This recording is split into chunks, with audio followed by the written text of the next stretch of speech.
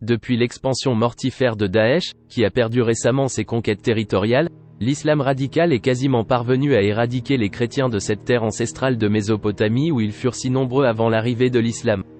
Cela devrait inciter à mieux connaître le passé de ces pays meurtris, afin de comprendre à quel point l'avenir reste problématique. La Mésopotamie englobait ce qui correspond aujourd'hui à plusieurs pays. Ainsi, l'Irak est un État récent.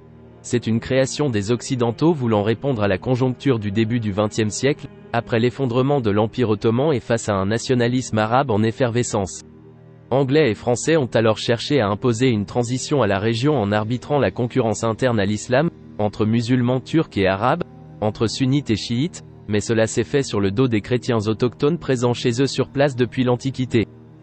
C'est au début du XXe siècle, époque tragiquement ensanglantée par le génocide arménien et chaldéen perpétré par les Ottomans, 2 millions de victimes chrétiennes, que fut créée la Jordanie sur 70% de l'ancienne Palestine mandataire, et qu'à l'instigation de Churchill, furent dessinées, sur des territoires assyro-chaldéens, arabes, kurdes et perses, les frontières de l'Irak actuel. Cela eut pour effet de calmer le jeu des revendications nationalistes arabes, au prix de l'oubli des Kurdes et de leur ancien territoire, le Kurdistan, mais la communauté historique des chrétiens autochtones, assyro-chaldéens, fut encore davantage marginalisée et condamnée dès lors à une disparition progressive.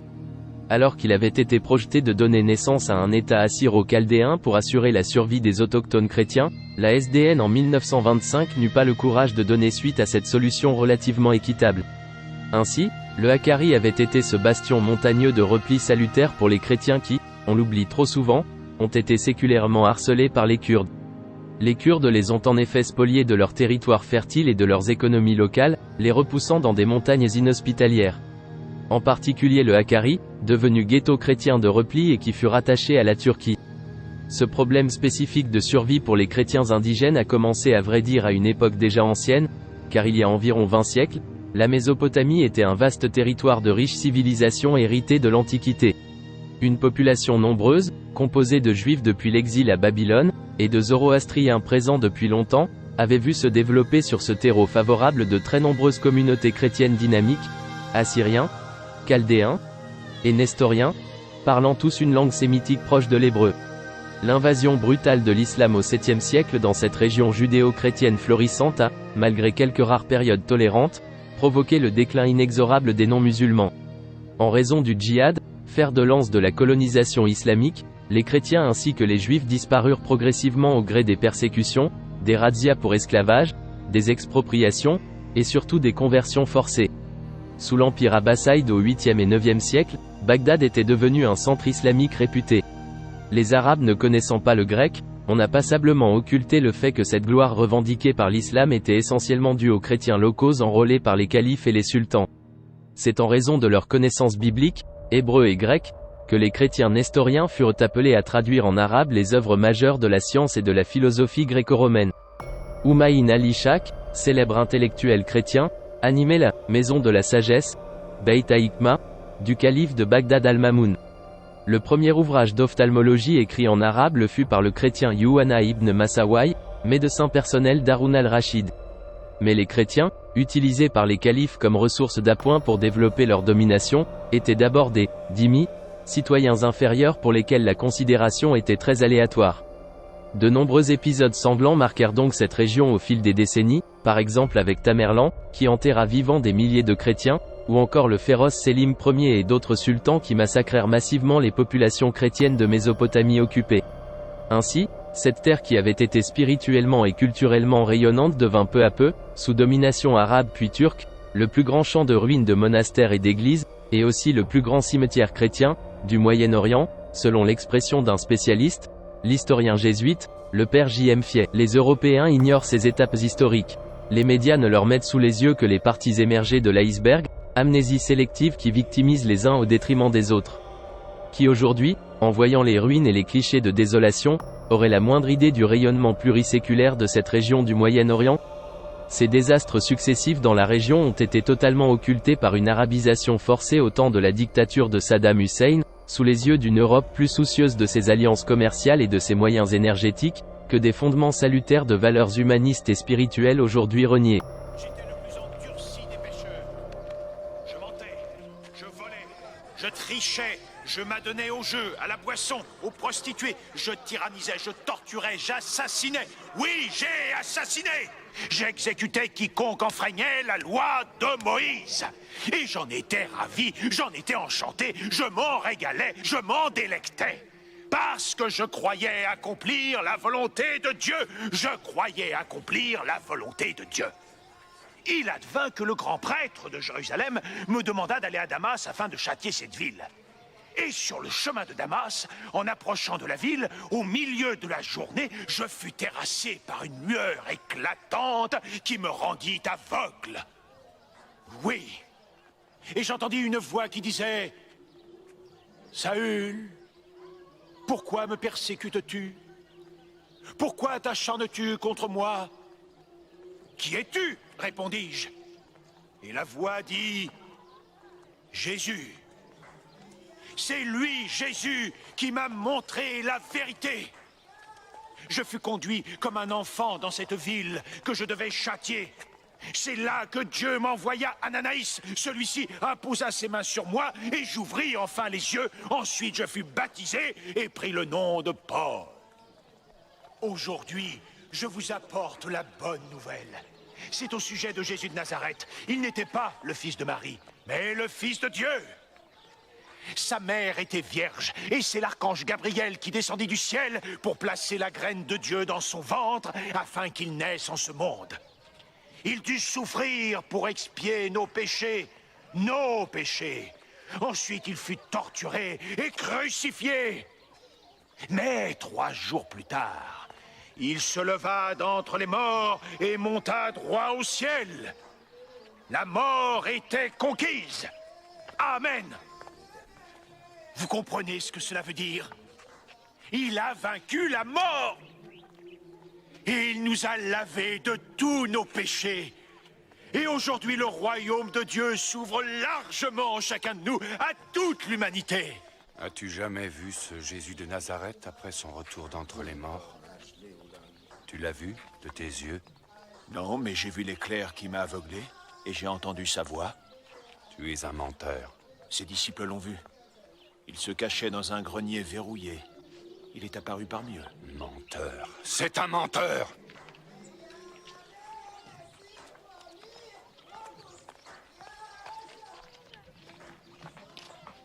Attends.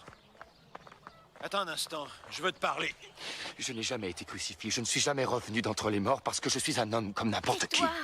Pourquoi tu dis ces mensonges? Mais de quoi tu parles? Je suis le fils de Marie et de Joseph. Je suis celui qui prêchait en Galilée. J'avais des adeptes. Nous avons marché sur Jérusalem. Pilate m'a condamné et Dieu m'a sauvé. Non, ce n'est pas vrai. Qu'est-ce que tu es en train d'inventer? N'essaye pas de me dire ce qui m'est arrivé parce que je le sais. Tu sais ce que je vis maintenant, aujourd'hui? Je mange, je travaille, j'ai des enfants, je goûte au bonheur pour la première fois. Je me sens heureux de vivre. Tu comprends ce que je dis? Alors arrête de répandre ce tissu de mensonges ou je dirai à tout le monde la vérité. Attends un peu. Qu'est-ce qui te prend soudain? Regarde autour de toi, regarde ces braves gens.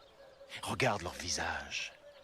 Tu vois à quel point ils sont malheureux? Tu vois combien lourde est leur souffrance? Leur unique espoir est en Jésus ressuscité. Ça m'est égal que tu sois Jésus ou pas. C'est la résurrection qui sauvera le monde. C'est ce qui importe pour eux. Ce sont des mensonges. On ne sauve pas le monde par le mensonge. J'ai créé une vérité à partir du besoin des gens, de la foi qui les habite. Si je dois te crucifier pour sauver le monde, alors je te crucifierai. Et s'il faut que je te ressuscite, je le ferai aussi, que ça te plaise ou non. Tu n'en feras rien. Je dirai la vérité à tout le monde. Mais qu'est-ce que tu attends? Dis-leur maintenant, vas-y, parle. Qui est-ce qui va te croire? Tu as lancé une idée que tu n'arrêteras plus. Ces gens qui m'approuvent et me croient te tueraient sur le champ. Non, ça ne se produira pas. Qu'est-ce que t'en sais? Écoute, les gens ont vraiment besoin de Dieu. Tu ne sais pas de quel bonheur il peut les combler, au point de leur demander n'importe quoi, même de mourir pour lui. Il le ferait. Il mourrait au nom du Christ. De Jésus-Christ. De Jésus de Nazareth, le Fils de Dieu, le Messie. Pas toi. Pas en ton nom. Je suis content de t'avoir connu. J'oublierai que tu aies jamais existé. Mon Jésus est beaucoup plus efficace et 1000 fois plus puissant. Merci. C'est bien de t'avoir connu.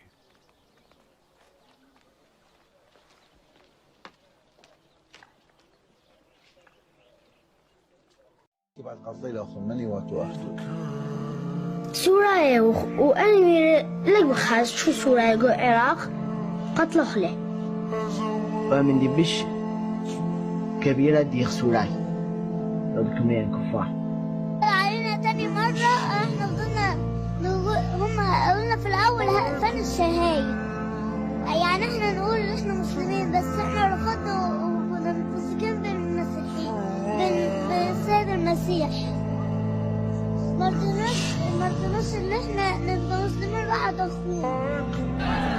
On y voit des milliers de musulmans se rassembler aux abords du quartier chrétien, à qui ils crient leur haine. Que se passera-t-il alors avec les chrétiens? Je dois les convertir. Je ne l'ai pas fait encore, c'est de ma faute. C'est ma responsabilité de le faire ici. Je vais les convertir. Lorsque j'ai refusé de me convertir à l'islam, ils me frappaient en disant « Convertis-toi, nous sommes musulmans, nous devons te convertir à l'islam ». Ils m'ont frappé, puis ils m'ont emmené à la mosquée. Les haut-parleurs des mosquées hurlaient aux musulmans « Sortez de vos maisons, découpez les chrétiens en morceaux. Ça venait de cette mosquée et de celle-là aussi. » Certains brûlent les maisons en les arrosant d'essence. Les chrétiens sont obligés de fuir pour sauver leur vie.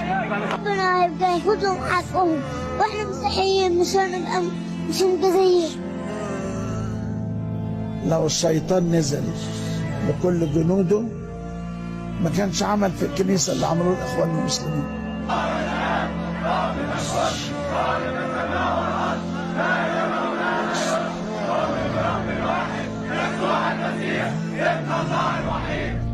اذكرنا امام عرش النعم.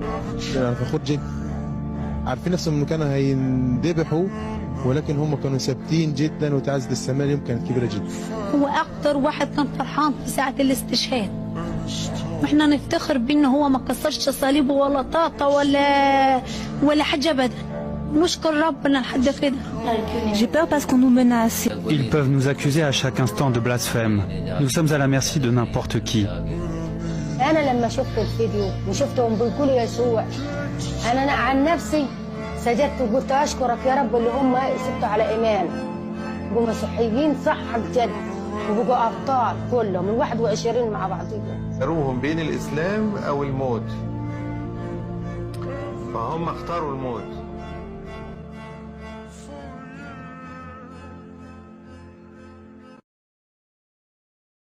C'est l'occasion ce matin de faire le bilan plus globalement de la situation des chrétiens d'Europe et d'Orient après des années de persécution pour certains.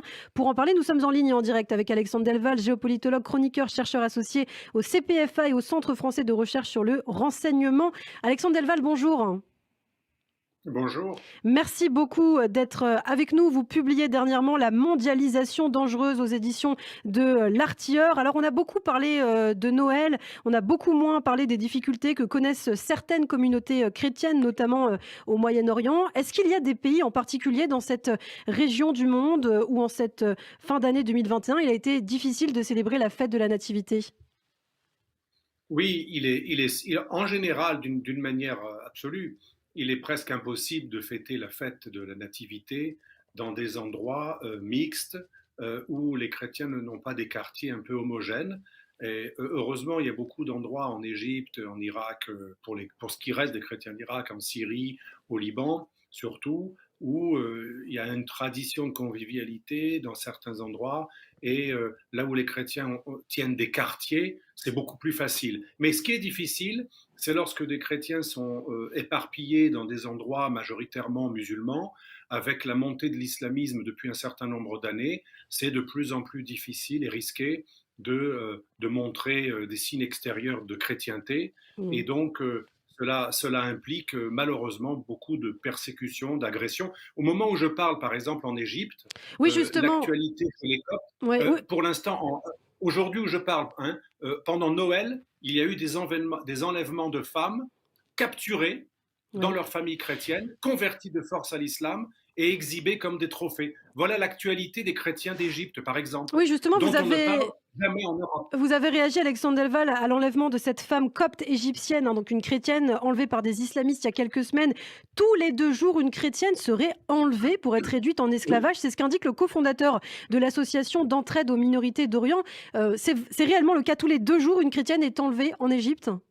Alors, moi, je n'ai pas les statistiques, vous savez, les chiffres, hein, c'est comme pour l'histoire de Covid ou de l'immigration ou de plein de sujets. C'est compliqué, les chiffres, et c'est toujours manipulé. Mais ce qui est certain, moi, je travaille avec des organisations coptes qui sont autorisées comme lobby officiel au Parlement européen, et donc des gens tout à fait raisonnables, et c'est effrayant.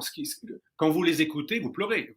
Une fois, j'ai présenté une travailleuse humanitaire à cette association, et elle était bouleversée. Le témoignage des chrétiens du Pakistan, c'est pareil. Quand vous parlez des chrétiens du Pakistan, d'Égypte, d'Irak, leur quotidien est horrible. Ils ont des enlèvements, et effectivement, les enlèvements de femmes chrétiennes, c'est très courant, notamment en Égypte, mais aussi ailleurs, et en général, elles sont violées, et la loi islamique permet d'épouser la fille violée lorsqu'elle n'était pas mariée. C'est pas considéré comme un adultère, il suffit qu'elle soit pas encore mariée. Ensuite, pour garder son honneur, elle est obligée d'accepter ce mariage parce que dans ces sociétés traditionnelles, elle est exclue de la société si elle avoue qu'elle a été déflorée par un viol, ce qui est absolument aberrant, parce que normalement, une femme qui a été violée, elle devrait être une victime, mais non, en Orient, elle est considérée encore pire. Et donc, en général, elle finit par être obligée d'épouser son violeur, qu'il exhibe comme un trophée une nouvelle musulmane, parce qu'en général, elle est convertie à l'islam. Ça arrive tous les jours dans beaucoup de pays d'Orient, mais on n'en parle jamais. On en parle de cette copte là depuis quelques jours. Moi, je travaille sur ce sujet depuis au moins 15 ans, et ça arrive tout le temps. Oui. Alors vous parlez de l'Irak, vous parlez donc de l'Égypte, vous parlez d'islamistes, hein, donc qui enlèvent ces chrétiens, ces chrétiennes. Quels sont les groupes justement en puissance dans ces pays, puisque Daesh, maintenant on l'a vu, c'est un petit peu éparpillé à travers le monde et beaucoup moins nocif, on va dire entre guillemets qu'avant. Oui. La mauvaise nouvelle, c'est que ce ne sont pas que les islamistes. J'en parle d'ailleurs dans ce livre que vous montrez très gentiment. Il y a un chapitre entier là-dessus. Ce ne sont pas que les islamistes. Il y a 2 grandes voies de persécution des chrétiens. Il y a l'islamisme radical, c'est le plus visible, c'est le plus spectaculaire et souvent le plus meurtrier. Mais il y a aussi la persécution des chrétiens quotidienne, j'allais dire presque sociétale, la routine. En Turquie, par exemple, les chrétiens araméens, qui parlent une langue très proche de l'hébreu, comme vous le savez, puisque c'est aussi une langue sacrée juive, dans la religion juive, l'araméen, eh bien, ces chrétiens d'Orient qui parlent araméen en Turquie régulièrement subissent des rapts, des vols de propriété, et à chaque fois, ça se termine par des négociations où la victime n'ose pas porter plainte parce que sinon elle va être tuée si elle envoie quelqu'un en prison, etc. Et en Égypte, c'est pareil, c'est souvent des négociations plutôt que des tribunaux officiels. Et je le répète, c'est le quotidien de nombreux chrétiens. Et parfois, c'est pas des islamistes qui les enlèvent ou qui prennent leur territoire ou qui confisquent une maison ou un monastère. Hein, il y a beaucoup d'organisations qui s'occupent des vols aussi, et des rapts et des butins. Ce sont parfois des braves paysans qui veulent le territoire du voisin et qui l'utilisent, qui utilisent un argument islamique, mais en fait qui savent très bien que c'est de la prédation pure et simple. C'est comme pendant la collaboration, il y a des gens qui cafetaient leurs voisins par antisémitisme, d'autres par avidité parce qu'ils voulaient prendre les biens de leurs voisins. C'était l'horreur qui arrive quand il y a un système totalement injuste et inégalitaire. Et ça, cette persécution quotidienne qu'on observe en Turquie, en Irak, au Pakistan, regardez l'affaire Asia Bibi. C'est pas des groupes de Daesh ou d'Al-Qaïda qui avaient été à l'origine de l'affaire de plein de Asia Bibi, parce qu'il y en a plein des Asia Bibi. C'était des braves travailleurs. Asia Bibi, pour rappeler, c'était des ramasseurs de légumes de base. Ouais, Asia Bibi, pour rappel, cette jeune femme qui avait été condamnée par le peuple justement pour avoir fait quelque chose considéré comme illégal, immoral. Oui. Voilà. Il faut, vous qui êtes dans cette communauté qui a été marquée par l'histoire avec plein de persécutions, ça doit parler à nos auditeurs. Il faut comprendre que les chrétiens d'Orient, ils sont un peu comme les juifs sous la collaboration, à la merci de la noblesse ou de l'ordure mentale de leur voisin. Selon que le voisin soit courageux, noble ou pas, eh bien, il pouvait être dénoncé, finir spolié et massacré et déporté à chaque instant, suivant le bon vouloir, si le voisin voulait en profiter ou pas. Et ça, c'est quelque chose d'absolument atroce dont on ne parle jamais, parce que comme cette persécution, elle est minoritairement le fait des islamistes et majoritairement le fait de braves citoyens. Par exemple, Asia Bibi, elle a été dénoncée par des ramasseuses de légumes qui n'étaient pas du tout des militantes islamistes particulières, mais elle savait qu'elle pouvait se débarrasser de quelqu'un qu'elle n'aimait pas en l'accusant de blasphème et en le dénonçant à l'imam du coin qui s'est fait un plaisir de saisir le juge qui lui-même a condamné Asia Bibi à mort. Ça arrive tous les jours au Pakistan. Oui. Ça arrive tous les jours en Égypte quand les femmes sont violées, kidnappées ou des terrains confisqués ou des gens tués. En général, on ne passe même pas par les tribunaux civils, on passe par des négociations tribales d'arbitrage ou de peur d'être tué si on envoie le bourreau en prison. Les chrétiens eux-mêmes acceptent des arbitrages totalement iniques qui en fait exemptent leurs bourreaux. Et ça, c'est le quotidien dans pratiquement tous les pays musulmans. Et j'ajouterais que même l'Afrique du Nord, qui nous donne des leçons de morale tout le temps. Le Maroc, l'Algérie, souvent, demandent plus de mosquées en Europe, etc. Il faut savoir que même les pays soi-disant tolérants, comme les pays d'Afrique du Nord, qui ne sont pas trop dirigés par des islamistes, eh bien, les chrétiens n'ont même pas le droit d'existence. On ne peut être chrétien au Maghreb que si on est un étranger. Mais si on est marocain ou algérien, on n'a même pas le droit de choisir la religion chrétienne. Et les chrétiens sont persécutés, pas uniquement au Proche-Orient, mais également au Maghreb. Les mêmes pays qui demandent la liberté religieuse pour les musulmans en Europe, interdisent leurs propres citoyens de choisir leur culte. Et il faut savoir que les pasteurs protestants et les convertis sont persécutés dans tous les pays musulmans, sans aucune exception à part l'Albanie. Alors c'est intéressant, vous parliez à l'instant de la Turquie, justement, défendre une civilisation européenne, toute l'Europe, parce que quand on attaque des chrétiens d'Orient, on attaque aussi les fondements de la civilisation européenne. C'est ce que déclarait récemment Valérie Pécresse, candidate LR à la présidentielle en visite en Arménie, un pays présenté comme un berceau civilisationnel chrétien. Justement, la situation, par exemple, des Arméniens est très intéressante au regard de ce que vous dites par rapport aussi à l'Azerbaïdjan. L'Azerbaïdjan qui a créé un musée où on met en scène l'humiliation des Arméniens pendant la guerre sur le Haut-Karabakh.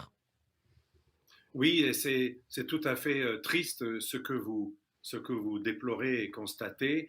Il faut savoir que l'Arménie, ce petit pays martyr qui a eu le premier génocide, comme vous le savez, qui avait inspiré Hitler. Hitler disait souvent qui se souvient du génocide des Arméniens. Il faut savoir qu'en plus, ce pays est sous embargo depuis des années, pris en sandwich entre la Turquie et l'Azerbaïdjan, étouffé économiquement, et en fait, il est en train de mourir à petit feu, ce pays.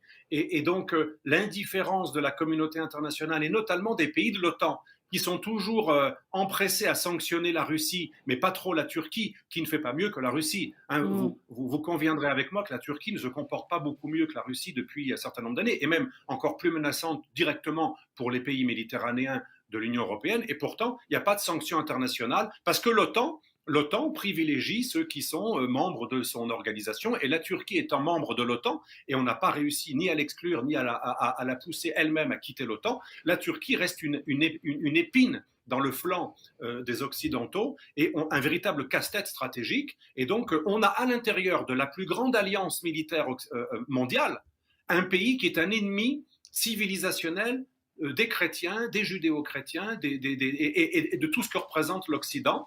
Et ce pays est en train de martyriser l'Arménie, qui n'a pas fini de souffrir. Après ce génocide de 1915, l'Arménie a toujours continué à souffrir, elle a toujours été menacée par son environnement. Et pour conclure, il faut savoir que Erdogan, il n'est pas que islamiste, il est allié à l'extrême droite panturquiste du MHP, c'est les Glougris, au Parlement turc, et le projet des panturquistes, comme les pangermanistes qui avaient voulu faire la solution finale des Juifs, l'idée des panturquistes, c'est la solution finale des Arméniens, puisque l'Arménie, comme le Kurdistan, c'est un abcès de fixation, c'est une discontinuité, et si les Arméniens étaient supprimés, il y aurait une continuité entre la Turquie et les pays turcophones de l'autre côté du Caucase et de la mer Caspienne. Et ça, c'est le véritable projet des Turcs et des Azéris. C'est un jour qu'il n'y ait plus d'Arménie.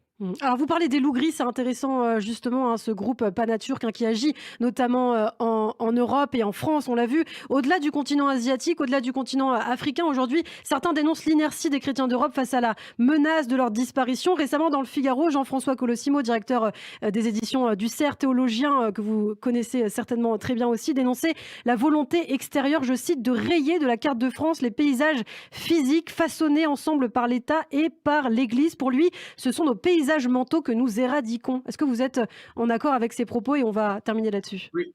Je suis d'autant plus en accord qu'il n'a pas toujours pensé ça, donc je suis content qu'aujourd'hui ils sont dans des meilleures dispositions. Il m'avait reproché d'écrire Pourquoi on tue les chrétiens d'Orient en 2012, donc je suis ravi qu'il y ait des gens qui prennent conscience de certaines choses, mais ça c'est un constat que nous on émet depuis les années 90, hein.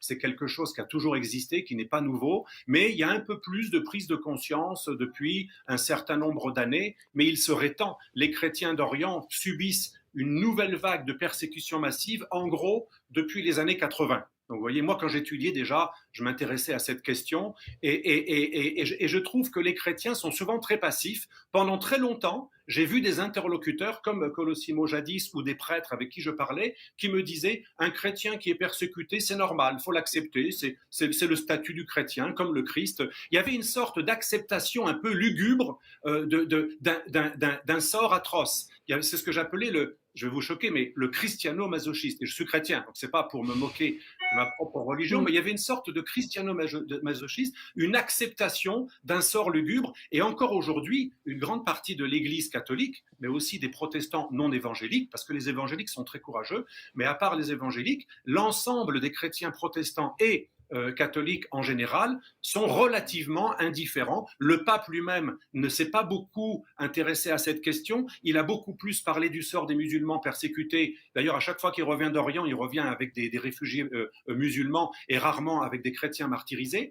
Et donc, il y a une sorte de côté un peu lugubre du chrétien qui est redevenu, après une période d'intolérance, qui est revenu à l'excès inverse, hein, comme les premiers chrétiens qui étaient en quelque sorte des martyrs volontaires. Et il est temps que les chrétiens se rendent compte que le sacrifice, le martyre du Christ, c'est quelque chose qui est lié à un être hors du commun. Mais le commun des mortels n'a jamais été appelé par le Christ à accepter son sort et à être heureux d'être martyrisé. Ce que je dis paraît évident, mais malheureusement, dans l'Église catholique, je le répète, il y a depuis Vatican II, depuis donc les années 60, au nom de la reconnaissance des fautes passées, on est tombé d'un excès d'un catholicisme qui était parfois intolérant à un autre excès qui est un catholicisme qui pense que si on parle mal des pays qui persécutent les chrétiens, eh bien ça va empirer la situation, ça va créer l'intolérance envers les non-chrétiens, etc. Donc pour ne pas faire de vagues,